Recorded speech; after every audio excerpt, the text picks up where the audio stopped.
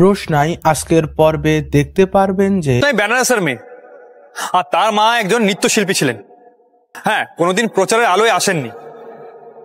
আর রোশনাই তার মায়ের থেকেই বংশ পরম্পরায় নাচটা পেয়েছে। রোশনাইয়ের মা এখন বেঁচে নেই, কিন্তু আমি রোশনাইয়ের ডান্স দেখে বুঝেছিলাম যে তার মা কত বড় একজন নৃত্যশিল্পী। এই মেয়েটি শুধু চালাকি নয়, নিজের দুঃখের কথা বলে অন্যের সিম্প্যাথি জোগাড় করতে ওস্তাদ। এই ভদ্রলোককে নিজের মায়ের জীবনের দুঃখের কথা বলে নিজের পক্ষে করে নিয়েছে, আর এই মঞ্চে সুদর্শনের গুণকীর্তন করাচ্ছে, যাকে তো রুদ্র চেনেই না। আর আমি প্রথমবার দেখেই বুঝেছিলাম যে নাচ ওর রক্তে আছে, আর এই নাচ দিয়ে গোটা ভারতবর্ষের মনকেও মোহিত করবে। তোমার সঙ্গে আমার কোনো পেশাগত বিরোধ নেই রুদ্র, কিন্তু তুমি যেমন কাজ করবে তেমন ফল তো তোমাকে ভুগতেই হবে। আজ তুমি তোমার নাম, ক্যারিয়ার, খ্যাতি সব হারাবে রুদ্রপ্রতাপ। তোমার এত বছরের সাধনা, পরিশ্রম সব আজ জলে চলে যাবে।